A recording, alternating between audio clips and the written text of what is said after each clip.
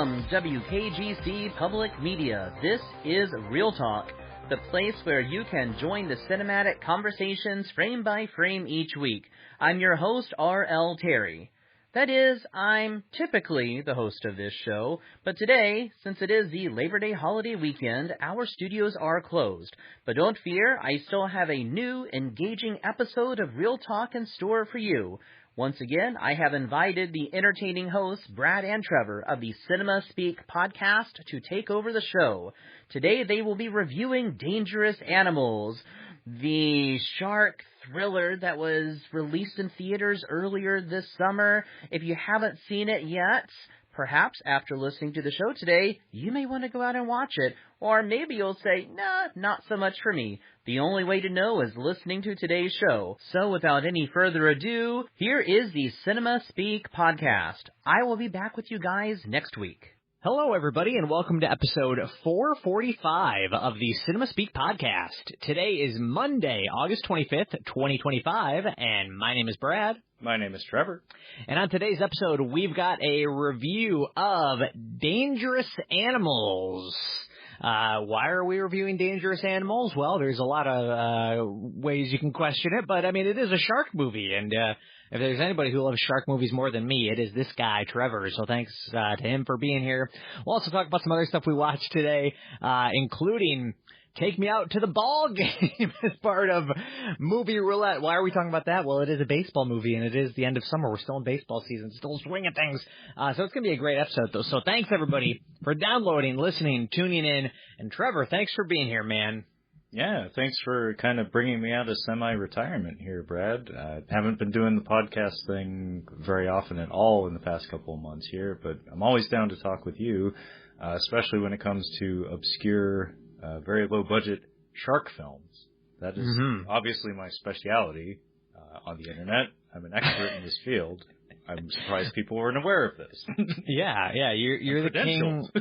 You own shark movies, basically. You own shark movies. Oh, yeah. I mean, this guy, people should read our text, because this guy sends me trailers for shark movies that not even I've never heard of. I don't know if anybody's heard of these shark movies, and he somehow finds these trailers and sends them to me. And I'm glad he does, because it's how I find about some of this. Are you?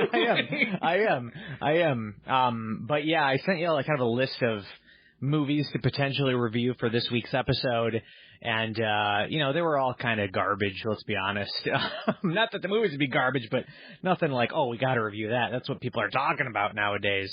But, we had the shark movie, Dangerous Animals.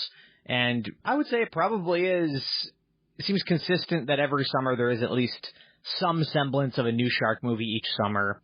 And this one obviously wasn't a big movie, but it did play in theaters around me, and I would say it probably is the shark movie of the summer if I had to pick one out. So we got to comment on it. We are the shark experts. We're the shark kings. Yeah, I got my PhD through the Sci-Fi Network.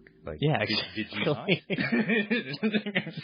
We are sharks. We got Kevin O'Leary over here and Mark Cuban. We're the sharks. We're the sharks. Shark Tank reference there. No, people don't like them anymore, so we're not them. But Mr. Wonderful. That would be Kevin O'Leary. That can be you. You can be Mr. Wonderful. I can be Mr. Wonderful? Is it because of my questionable hairline?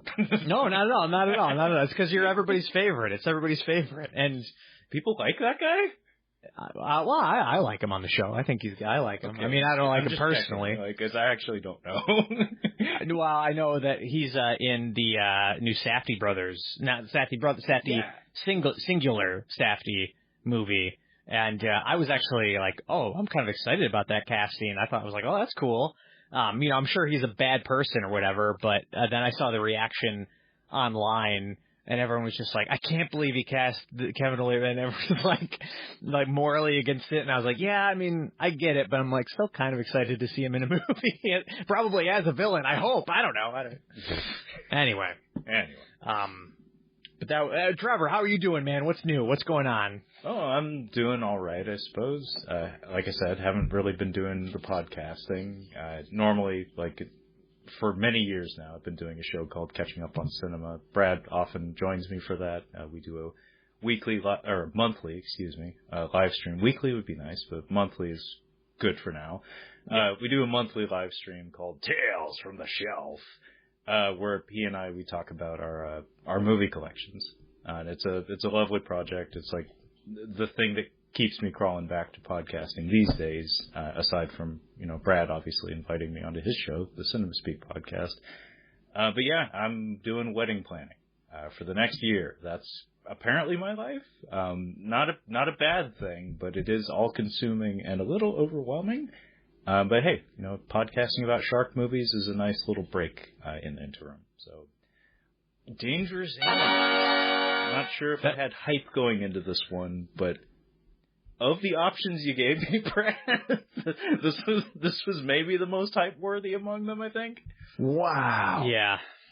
That was your reaction looking at the list of movies. Wow. Accurate. Yeah. But yeah, of course, love to do catching up on, Tales from the Shelf. I'm losing it. Love to do that with you, and I will not let it stop. You can count on that. I will always be poking that bear to get our monthly Blu-ray conversations out there. So I collect Blu-rays. Be sure to check that out. We will have a new one recorded and streamed by the time this episode is out. That will be, subject to be determined, but we're planning to do that in the next couple of days. So that's what's great about hanging out with Trevor, is that, he somehow he gets out of seeing me for a month, and then at the tail end of the month, I'm like, oh, you thought you got out of seeing me, bud? You're going to see me twice this week. Hey, I appreciate the wake-up texts. I like it. It's nice to be held accountable for your creative endeavors and stuff. It's a very special feeling, folks, if you've never experienced it yourself, to have somebody else ask you, when are you doing that thing that you do? Mm-hmm. Like it's not something you experience all the time, but when you do, it's very nice. So I appreciate you saying, like, hey, when are we doing that thing that we do every month? That's what keeps these things going, man. That's what keeps it going, And I will say, just real quick, those who maybe would have noticed or, maybe not noticed. I mean, I didn't have anybody, freaking out about missing last week, but I will say just, full disclosure, I didn't post anything online, but we did miss last week's episode. You and I were supposed to record last week.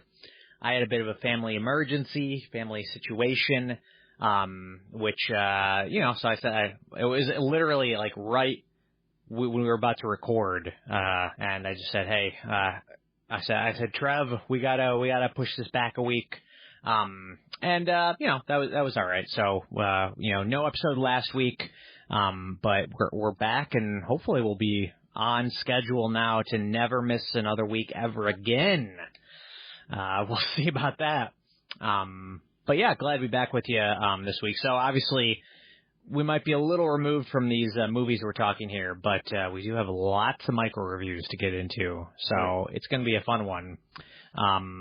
Yeah, I mean, anything else you want to say off the top here, Trevor, or you want to just get right into it? No, man, let's do it. Let's get into it.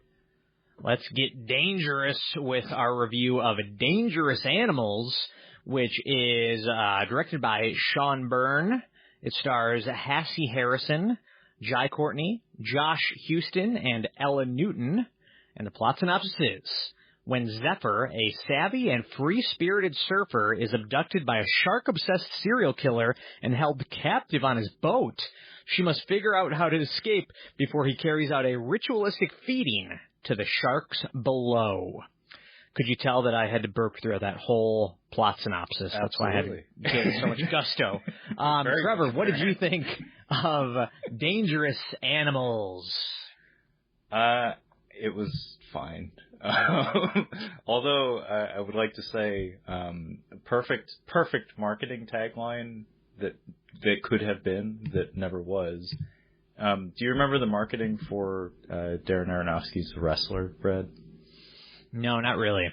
I think the quote, and I could be wrong, as I often am, but I think the quote that was used in a lot of the press releases and stuff was "Witness the resurrection of Mickey Rourke."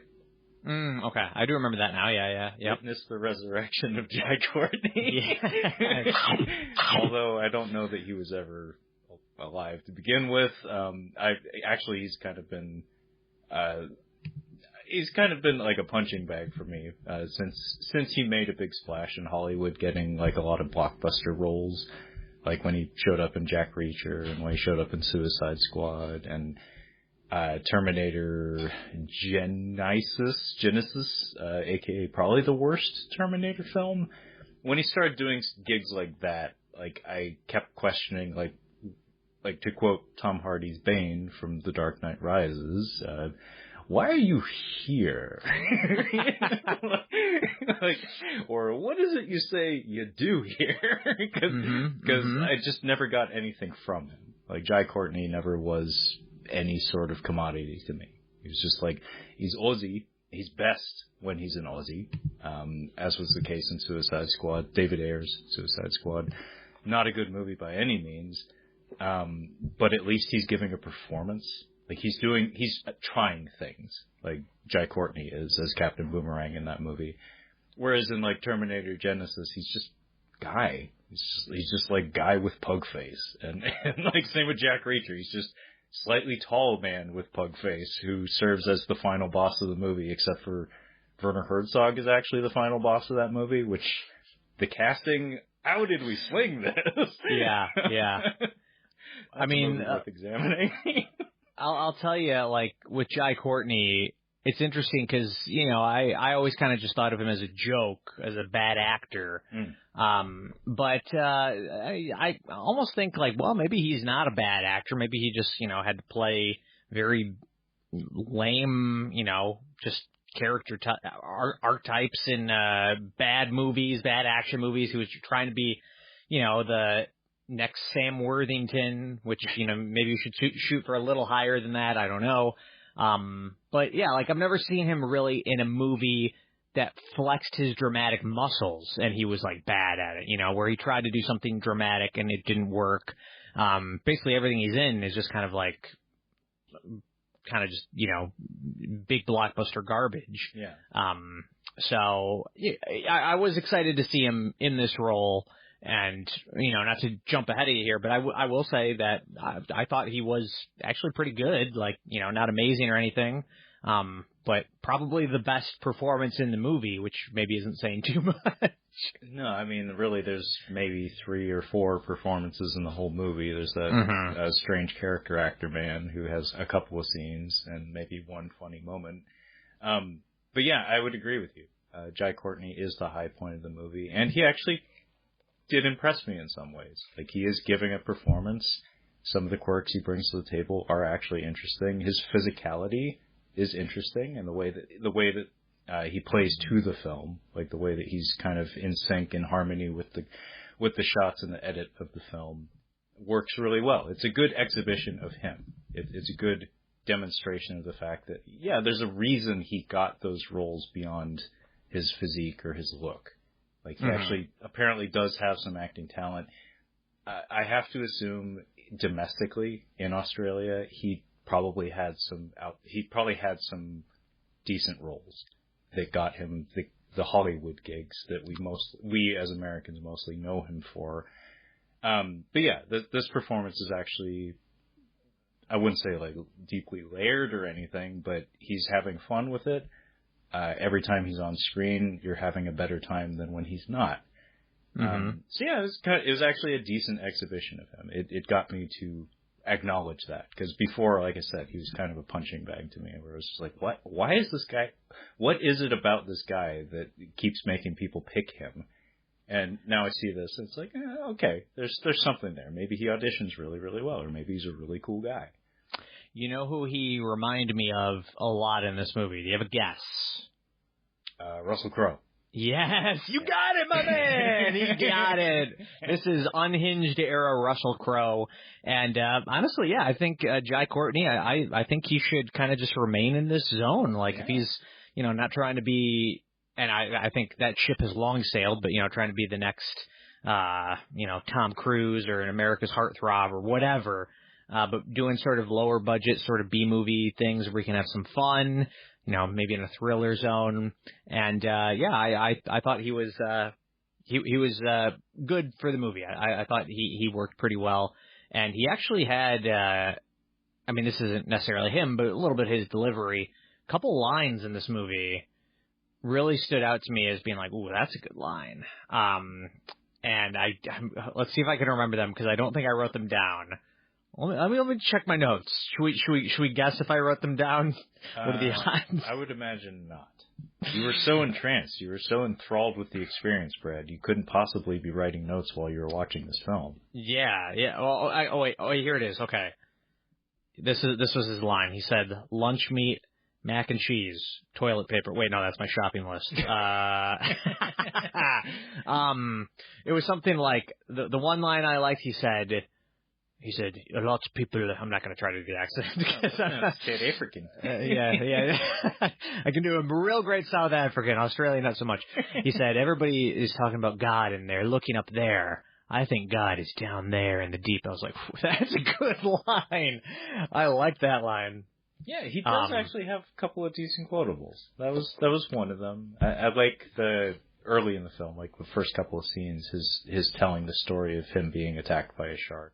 And it's like, I forget exactly how he caps it off, but basically he just has this one line that he tosses out there where he's like, it wasn't the shark's fault. Yeah. And also his the thing that a lot of actors are praised for, like the example that comes to mind, funny again, Dark Knight Rises. Example of something that a lot of actors are praised for very commonly is their ability to tone switch, like tone flip on a dime. And Anne Hathaway has that moment where she's going from kind of demure, passive maid to Catwoman in a single like body language moment, just like dropping her shoulder just a little bit or something.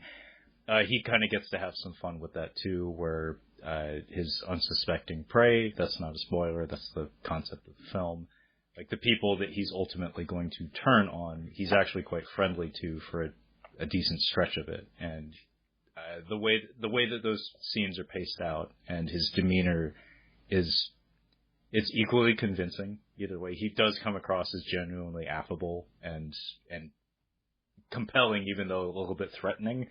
But when he has to be actually threatening, he carries that menace pretty well. There are some odd bits later on in the film where his threat level gets like harshly diminished in a way that felt kind of unsatisfying, where it's like, so hang on, like this movie's structured in such a way where it really is just like a cat and mouse kind of show, where it's just like some victims and one antagonist. And there's no mystery or anything. We know who's the bad guy. We know the limitations, the constraints of the environment and stuff like that. There's a bit like in the middle of the movie ish where he's subdued like shockingly easily. And I thought it was a dream. Like, I thought it was going to be like a rewind moment where it was somebody imagining how they would have liked things to have gone, only to have like them actually try it and have him just like take the weapon out of their hand and like slug him in the face or something. But it's like, whoa, he went down like a sack of potatoes. Like dang, that was easy. This is the first person to escape from him. Like this seems not that hard. You know what I mean? Like, yeah, I mean, like a piece of plastic bucket that'll mess you up, apparently. I mean, buckets can be dangerous. Yeah, I mean, they are correct in that. They did do their research on bucket. I believe more people die from buckets than sharks per year, so that was kind of a little tip of the cap to that fun statistic there. Yeah, and I mean, I kind of thought the movie was, it was okay. It was watchable enough. I do feel like what you said, where it's when you just kind of realize, oh, it is just a cat and mouse sort of game, and there's really not many wrinkles to it. It just felt like, a little bit of a half-formed idea. You know what I mean? I do genuinely like the idea of a serial killer feeding victims to sharks. I think that's a cool idea. That's a cool way to make a shark movie. And to do it in a kind of a different way, something I've never seen before.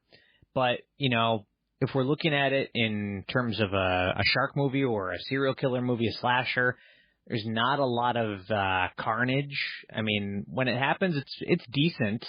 And I do like the thing of, the crane of lowering them into the water. That's all pretty good. But it just felt like there wasn't enough there.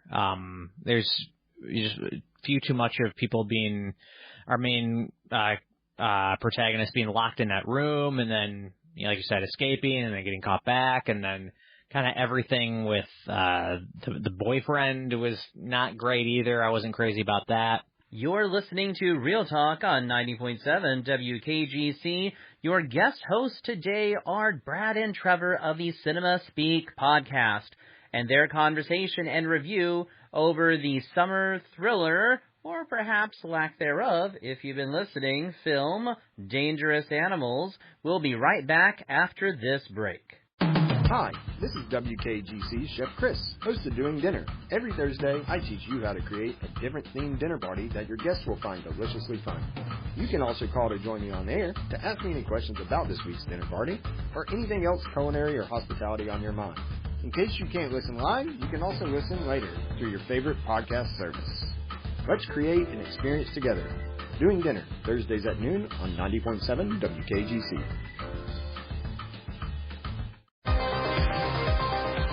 Welcome back to Real Talk on 90.7 WKGC.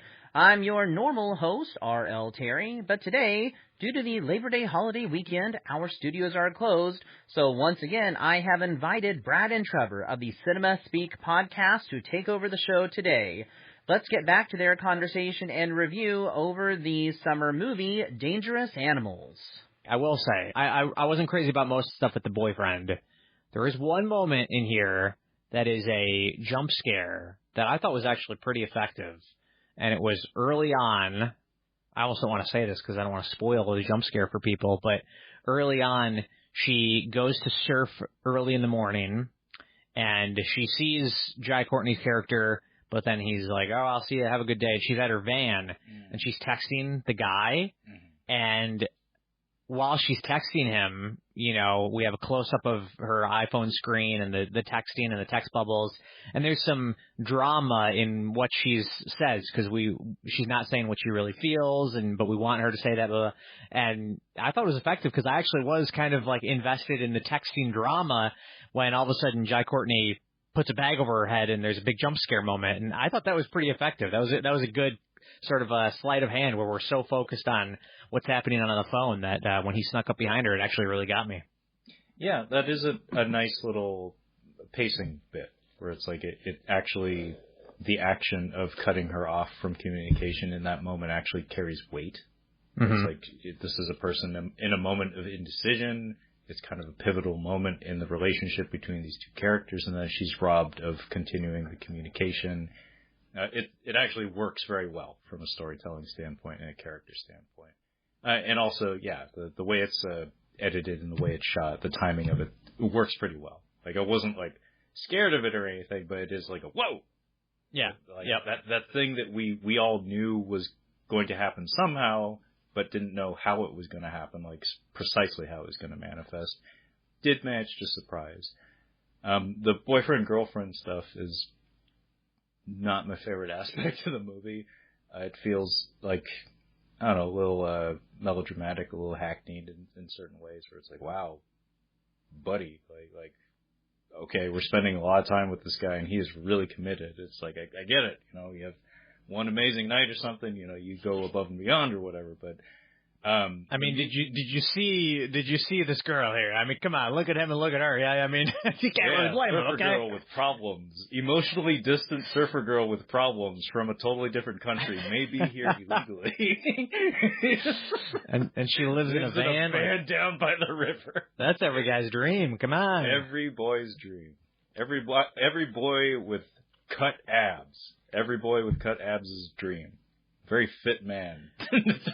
I do feel like maybe if we're going to go down that road, maybe he shouldn't have been a super rich guy. I guess it's hard to believe that he would, not that all rich people are bad, but if he was just, a fry cook at McDonald's and he just kind of fell in love with her and be like, okay, I could see why this guy, he's got nothing better to do. He'd be investigating this, but this guy, he seems like he's a pretty rich, he's a rich, pretty boy. I'm sure he meets lots of gorgeous women, but that just shows how much he really loved her.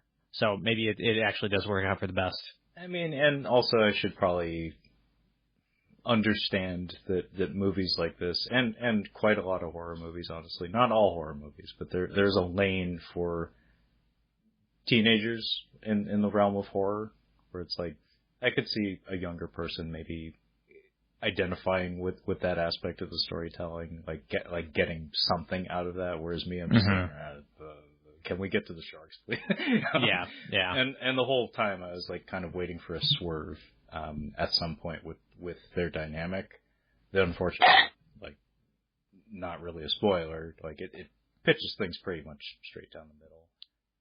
Not a very surprising movie in any regard, nor a very gory movie. That also kind of leans into the teenager thing a little bit, where it's like, despite it being about shark attacks, like there are several shark attacks in the movie, not especially explicit, like in terms of bloodletting or gore or anything like that. Pretty decent, like, sound design, but not a lot of the carnage is seen on screen. In fact, I think that was the terminology used, Brad, is there's not a lot of mayhem and carnage in the movie. It's kind of mannerly in how it goes about displaying some of the violence and some of the things that you would expect to be a little bit more chaotic in the movie, which I would count as a knock against it, because things like that are useful for building intensity and dread, especially when it comes to, like, first kills and things of that nature. Is like, you really need to demonstrate to your audience what the stakes are. You need to make your audience understand that thing that we saw happen earlier in the movie is what's in store for the people that we care about later in the movie. So if you need to have a demonstration of it at some point, you don't really get it so much in this one. Well, I mean, the one thing that I was like, I can't believe they didn't show anything there. And to be fair, I did really like the moment where, I forget if the title card came up there, but the sort of the first big scream of the movie and then hard cut to... That was cool. I like that. That was cool, but I do feel like we missed out on some potential carnage when a body goes in the water, and, you know, we could have seen some sharks attack that body. Even just a quick, you know, couple chomps and then cut to that scream, because I did really like the scream moment. But, yeah, it did feel like, you know, you've got not many characters in here, and you kind of want a little more blood and guts and stuff like that. And even kind of, I guess, the sort of big main centerpiece kill of the movie that takes place in the midpoint, where somebody gets lowered into the water. I mean, again, cool idea. I really like that idea. And actually, if you think about it, it's pretty horrifying, but they didn't really go as far as I was hoping they would. And there's also another kill that, I mean, maybe something was wrong with my my television or my formatting or my aspect ratio, but I don't think so. There's a moment where somebody gets stabbed in the head, and the impact is out of the shot. It's out of frame. It's like, you know, out of the top of the shot. Do you remember that? I remember seeing it, but I could be misremembering because it has been a couple weeks. Because I swear that, like, look how my head is right now. Yeah. It was, you see it come down, and then, like, you don't actually see any impalement. You just kind of see it, you know, just out of the frame of the shot. I could be wrong. You know, I'm speaking with no degree of certainty behind it. Despite my shark movie PhD, I don't have an Australian film PhD. I'm still working on that. I do know that Australia does have interesting censorship laws. Okay. Particularly when it comes to video games. They have very strange and, like, esoteric censorship laws. So there's quite a lot of video games that are banned there that simply do not reach that market. Usually for reasons of violence, as far as I know. So I'm curious if, like, maybe in recent years or something, their film market has had some stuff go on. Just a guess, I don't know. Because this movie, despite being explicitly a serial killer horror movie, is not very gory. Like, it is violent. Like, there's certainly violence and some nasty stuff in it, but, like, a lot of it is kept off screen. Quite a lot of it is not displayed fully on screen. I can just comment here. Oh yeah. So here, this segue into this. Here's the shot. I have it pulled up here. You can see that. Oh, you know what I'm saying? Yeah. Right.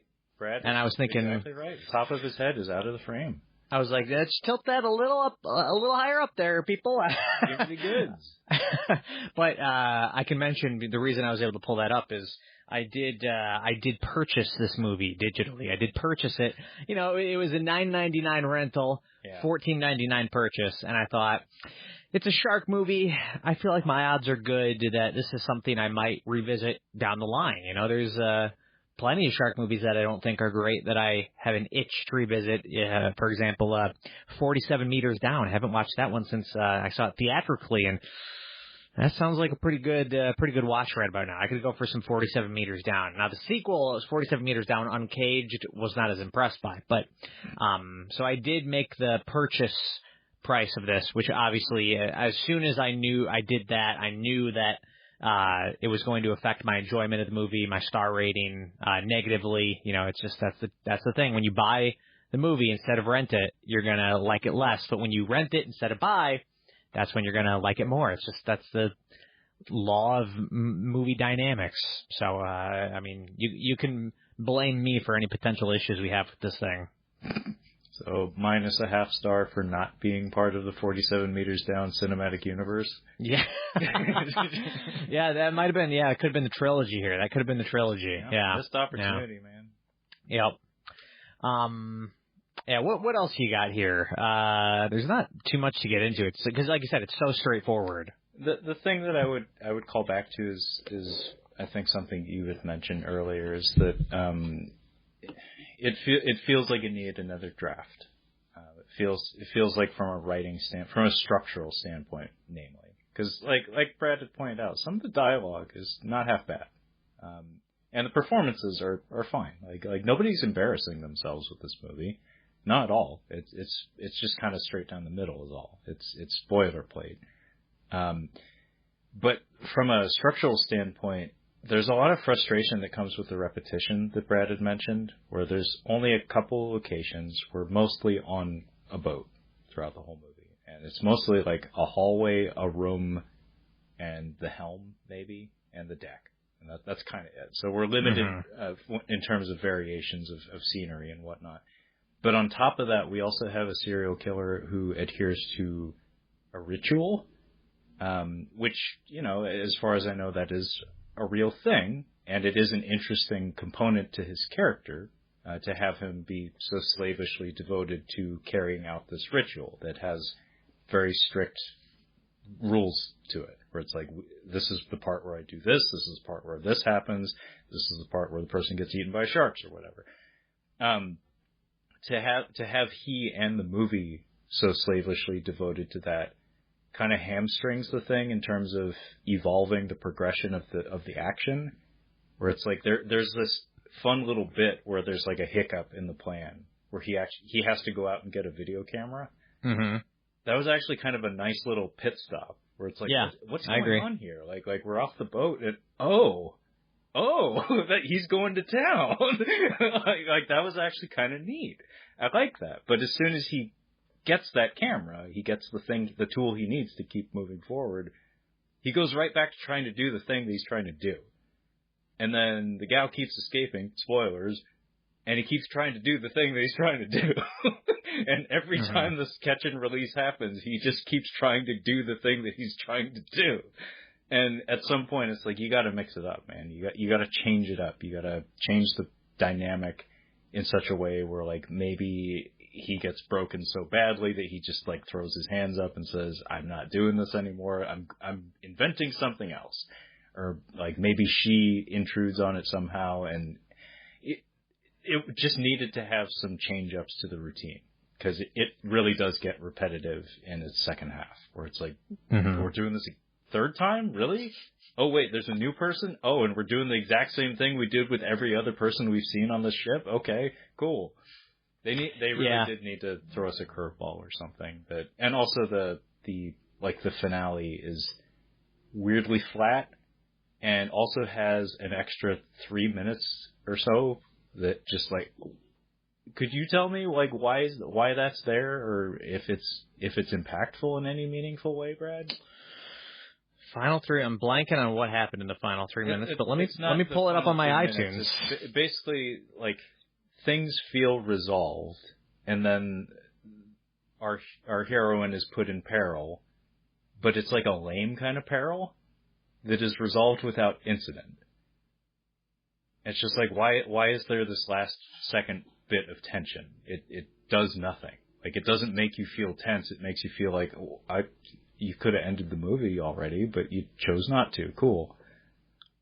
Like, that would have been a jump scare moment in a more interestingly constructed movie. Oh, okay. Yeah, I know what you're talking about. You understand what I'm alluding to here? Yep, I know what you're alluding to, Yeah, that stuff felt kind of lame and half-baked and just not all that great. Oh. It just felt like a waste of screen time. I gotta mention, I'm glad I was, I should do this with every movie. I should purchase every movie on iTunes so I can watch it while we're talking. Yeah, just like 10 seconds, hit the 10-second forward button. The sort of the one-liner that is delivered when sort of our character is somewhat victorious. Do you remember? It references. I don't. It's so bad because they reference. I think it's Creedence Clearwater Revival. A lot. And the line that she says in a very triumphant moment, she just like quotes the song that they've mentioned without like any like it's just so yeah it's just so weird. Yeah, and she's never mentioned it to the killer before. It's very, very strange. I mean, that's when you bust out the Michael Keaton. What? Yeah. Yeah. Did you just call me Ooby Dooby? Yeah. That's for walking didn't work. It's like Ooby Doo. That was him in Jungle Book, right? He was King Louie. Oh yeah. Ooby Doo. What? Yep. Yeah. So yeah, that's actually a subject that I should get your opinion on, Brad, being as you're the musical fella between the two of us. Like you have much more music insight and knowledge. I don't know about that, but well, especially when it comes to classic rock, I would say that is accurate. Okay. The soundtrack to this movie, it has a soundtrack. There's a lot of licensed music in this movie. Thoughts? I found it a little bit grating, honestly, where it felt like a filmmaker kind of parading their taste in front of me or something. Where I was like, I get it. You like what you liken to be good music. I get it. Yeah, no needle drops. Yeah, no needle drops really stood out to me. Obviously the Ooby Dooby one, and then what was it? I can't remember what it was that he was playing a Billy while. Idol song that started it. Yeah. Credits. It was a cover, but I'm pretty sure it was a Billy Idol. Yep. I was Dancing with Myself, I think. I don't remember what song played during his dancing scene. That Do you was remember? a good track. I like that. I'm actually going to look that one up because I don't think I've heard it before. That was the big needle drop of the movie, and that stood out to me at least just because that scene felt very, not that I disliked it. I do like movies where a serial killer is dancing in a weird, goofy way, but felt like a box you had to tick almost, you know what I mean? Yeah, in a robe. yeah, in a robe, yeah. Uh-huh. Yeah, but I mean, I will say I appreciated the deep cut Creedence reference because I was unfamiliar with Ooby Dooby. Which, you know, I mean, I might have to add it to rotation because it was so good that they referenced it 3 times in this movie. So I really have to check this out. Yeah, they mention it a lot. It's probably cheaper to license. Yeah. If I had to guess. He really wanted Born on the Bayou, and they said, we're not going to afford that. Yeah. Jai Courtney's like, but I was in Suicide Squad. Didn't they use that in that film? It's like, yeah, they did. You're not getting it. Sorry. They should have cast John Fogerty as the guy who lived on the boat next to Jai Courtney, and then maybe they could have gotten the rights for cheaper. I think he would have been good as that neighbor guy. That'd been good. Yeah, John Fogerty, he's a Detroit boy, isn't he? Is he from Detroit? You might be right. I mean, check me on that, but I'm pretty sure some guy from some terrible job I had years ago told me that. If he is, we don't take ownership of him anymore. Yeah, that guy at Value Village, he had his PhD in credence, don't you know? Yeah. But yeah. No, he was born in California. California, gotcha. Yeah. I'm wrong. I take accountability for that. I was going to say, I was like, well, man, that's going to be pretty embarrassing if I didn't know John Fogerty was born in Detroit. Like, geez, every bar you go to in Detroit, they've got every Detroit musician up on the wall. And, eventually they're scraping the bottom of the barrel on some of these. So I'm like, man, I can't believe I never noticed John Fogerty on any of these. But no, he probably wasn't there. So, okay. Yeah, and there's not really much more to be said about this one. I looked up our two other actors. I couldn't tell you their names, but as far as I know, they're TV actors at this stage of their careers. They're both very young. The gal is from Yellowstone, as far as I know, and nothing else that I've seen. And the fellow apparently is on the HBO Dune show. I mean, he has a fantastic look for contemporary film. Like, he just does. Like, he's got great bone structure, and he has that look about him where it's just like, if you want to cast somebody as whatever, like, you just insert him. I don't know if either of them are talented. This is the only time I've ever seen either of them, but they were unoffensive. You're listening to Real Talk on 90.7 WKGC. Your guest hosts today are Brad and Trevor of the Cinema Speak podcast, and their conversation and review over the summer thriller, or perhaps lack thereof, if you've been listening, film Dangerous Animals. We'll be right back after this break. Before giant theme parks existed, roadside attractions brought tourists to Florida. Florida State Parks works to not only protect nature, but our cultural history. Basically the things that make Florida, well, Florida. With 174 state park locations throughout the state, you're never more than a 30-minute drive away from a park or trail. Alligators, manatees, rare birds, key deers, and otters are just a few of the wild animals that can be seen in one of Florida's 174 state parks. And springs offer visitors amazing locations to swim, snorkel, scuba dive, and absorb wildlife. Florida State Parks have more than 100 miles of sandy beaches all around Florida, with cool beach activities like camping, turtle watching, shelling, surfing, of course, and even horseback riding. And don't forget the huge Florida Trail. That sucker's like 1,300 miles of great trail to hike on. So, make plans to visit a park today. Learn more at floridastateparks.org. Welcome back to Real Talk on 90.7 WKGC.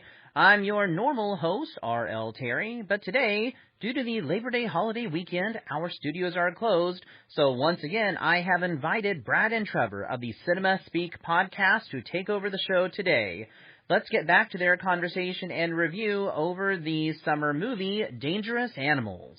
Yeah, I got very heavy CW vibes from these two, especially the girl, I would say, which, not an insult. I mean, the CW has produced lots of great content over the years, but just, felt very much, casting hot young actors and actresses in these roles, even if they're not all that great performance-wise.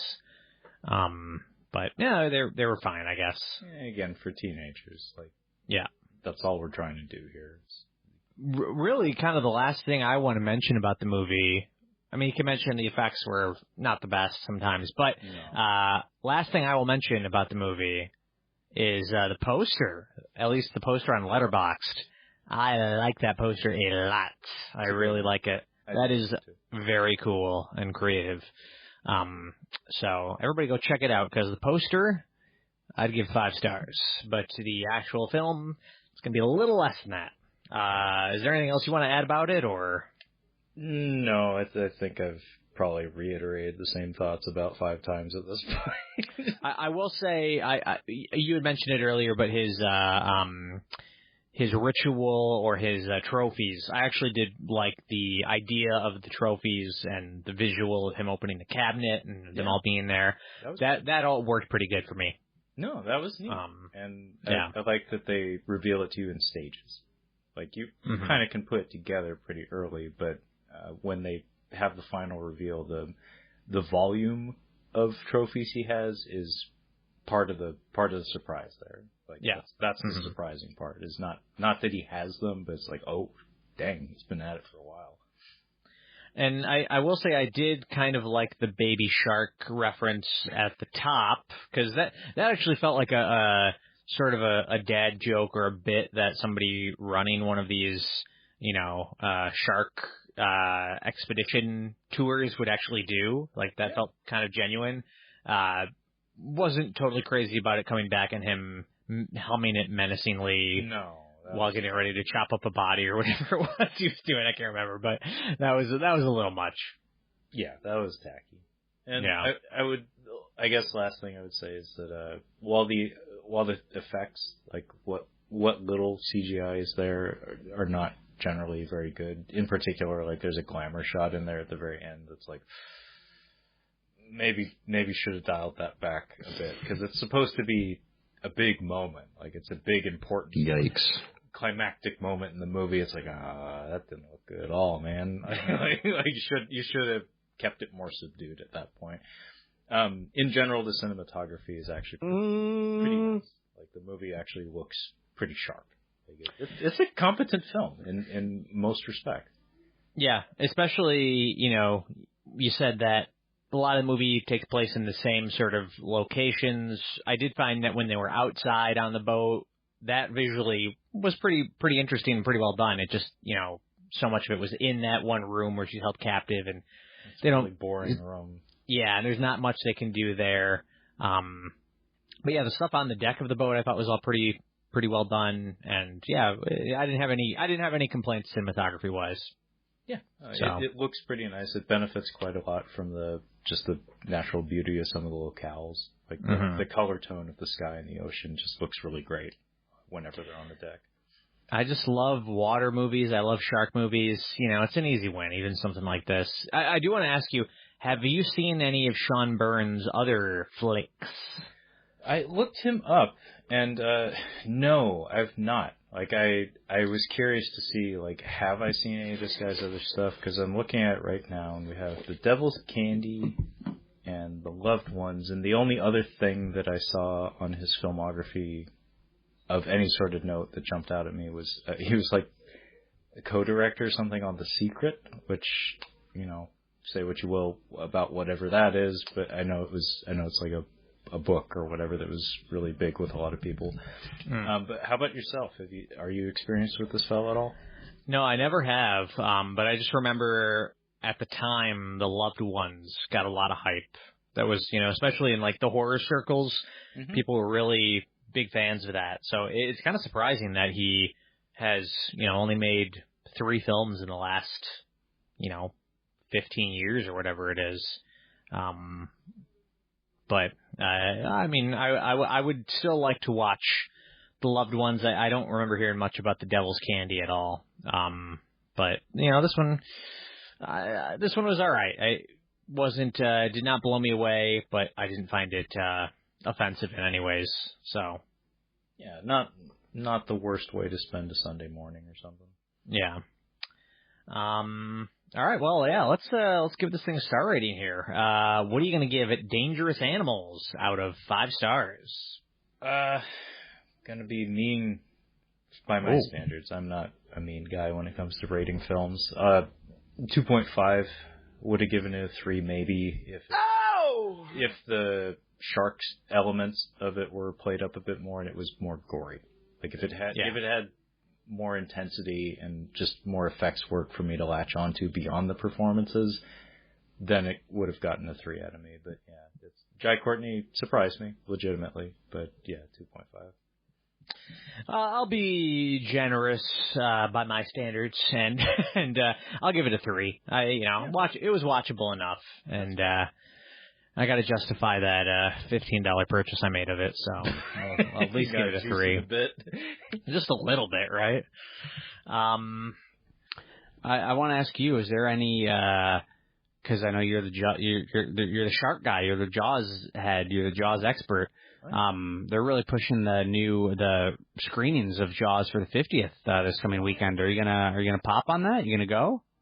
I was gonna ask you the same question, so be ready for that. Yeah. I asked my dad if he wanted to go, and he said nope. Oh, that's right. I remember you saying that. Yeah. I said I was going to. I actually did, and he said nope. Great movie though, and I was like, oh, thanks, Dad. Yeah. So I was going to. Maybe I still will. Who knows? But that was the plan. Yeah. I probably would if I hadn't just watched it earlier this year. July 4th weekend. Yeah. That's my tradition. Yeah, you really screwed me on that because I said, I'm going to do Trevor's tradition. I'm going to watch it on the 4th of July this year, not even thinking that there are going to be screens for the 50th coming up in Labor Day weekend. You really screwed me on that one, bud. It's been almost, 2 months? That's true. That's true. I actually would kind of like to watch it again, to be honest. I've never seen it in the theaters. So yeah, I haven't either. It on an inner tube or something, at least, right? I did that. I did. Well, no, actually, no. That was Jaws 2. Oh, okay, that's different. Yeah, and to be honest, we probably watched the first 15 minutes before we stopped paying attention. So. That'll happen when you're on a tube with me. Yeah. Yep. But yeah, I might pop on. It depends how hungry I am for popcorn. I might go check it out. I kind of want to, just because I never have. And yeah. I do love that movie. It doesn't matter. I don't need to watch it 4th of July weekend. I could probably watch that movie anytime and enjoy it. So now that I have Letterboxd Patron, which I say now, I've had it for the last year and a half, I do need to bump some of these on my most watched of all time stats. I gotta get Jaws up there, because right now my most watched movie of all time, according to Letterboxd, is Home Alone, which I think is a cheat because it's a Christmas movie, followed by Halloween, which I think is a cheat because it's a Halloween movie. So my next one, which I've watched 5 times since my use of Letterboxd, Mission Impossible, Rogue Nation, and Mad Max Fury Road. So those are my most watched, non-cheating movies on Letterboxd. So I guess it wasn't like Inception or something. Yeah, that one, I don't know how many times I've watched that since, but if that was like all time, that probably would be close to number 1, because I did see that. Your Fortnite watch too. Yeah, Fortnite watch. I've seen it. I saw it 4 times in theaters. Yeah, that's what I thought. I thought it was like one of your top. Yeah, it's up there. But the theatrical watches were pre-Letterboxd, so none of them are logged. Although my local theater, Goodrich, they are doing a part of their flashback series. They are doing Inception, and I kind of was like, should I see it in theaters again and make it number 5 times in theaters? Add to that total, maybe. Well, Trevor, it's always a blast having you here, and I love my popcorn. it's always a good time. Yeah. So, well, thanks for being here, man. Do you want to tell people where they can find you, where they can connect with you, where they can find your back catalog of all your episodes? Yeah. So haven't really recorded anything new in a minute here, but I do have a podcast that was being published weekly for many years. So there's hundreds of episodes in our back catalog. It's called Catching Up on Cinema, and we cover a wide array of movies. You can find us on pretty much every podcasting platform you can imagine. I am on the social medias in the form of the Twitter @CatchingCinema and Instagram @CatchingUpOnCinema, so feel free to hit me up at either of those. May or may not get back to you. But probably the most important thing, aside from plugging the podcast, is plugging the podcast from a different angle in the form of the live stream that I do with Brad. It's a monthly thing that we do. I did mention this at the top of the episode, so apologies for reiterating again, but it's called Tales from the Shelf. And it's a YouTube live stream, also available on Twitch. We do it once a month, and basically it's Brad and I just schmoozing and swapping stories about our movie collections, because as you may have noticed, both he and I have quite a lot of movies in our homes on physical media. So it's a great excuse for us to take a look at our wares and swap some stories about our collections. And also it is a live stream, so if you want to comment and stuff and ask us questions about Free Willy and the Scream franchise and the Jurassic Park franchise, you can absolutely do that, and we will acknowledge you and respond to you, much as we probably don't want to. We live for the comments. We live for them. Yes. But, yeah, that's one of my favorite things I do on the internet or otherwise, and I'm really happy that Brad is able to join me and help out with that, because it is not something I could probably do by myself. It's one of my favorite things I do in life, not even just on the internet. It's in life. It's one of the best. So I always appreciate you wanting to, or letting me collab with you on that. Got to justify these purchases somehow, right? That's kind of the deal. Yeah, so as for me and this show, next week, I do believe, I think the plan is, I don't know if we're going to pair it with anything else, but I do think we are finally going to do Happy Gilmore 2. Really striking while the iron's hot with that one. But I'll probably talk about some other stuff as well. So, of course, you can stay connected with us. We are on social media, on Twitter at the CinemaSpeak, Instagram, CinemaSpeak Podcast, and on YouTube as CinemaSpeak. Make sure you rate, review, and subscribe on iTunes, Stitcher, Spotify, and wherever you find your shows. I hope everybody has a great week, and until next time, I'll talk to you guys later. And thank you, Brad and Trevor, for filling in as guest hosts on Real Talk today. Listeners, I hope you enjoyed their review of Dangerous Animals and may even be encouraged to check out their podcast. If you missed any of today's episode, or to listen to past episodes of Real Talk or other shows on WKGC, we are on a podcatcher near you. Just search for WKGC Public Media on your podcast service of choice. Next week, I will be back in studio with my guest and friend of the show, Gino Sassani, to review the upcoming horror film The Conjuring Last Rites, the latest film based on the casework of Ed and Lorraine Warren. Stay tuned for Jazz in a Minor Key with Walter Hale coming up next, followed by All Things Considered starting at 3 o'clock. Thanks to all of you for listening. I hope you'll tune in again next week, same time, same place, for more Real Talk on 90.7 WKGC.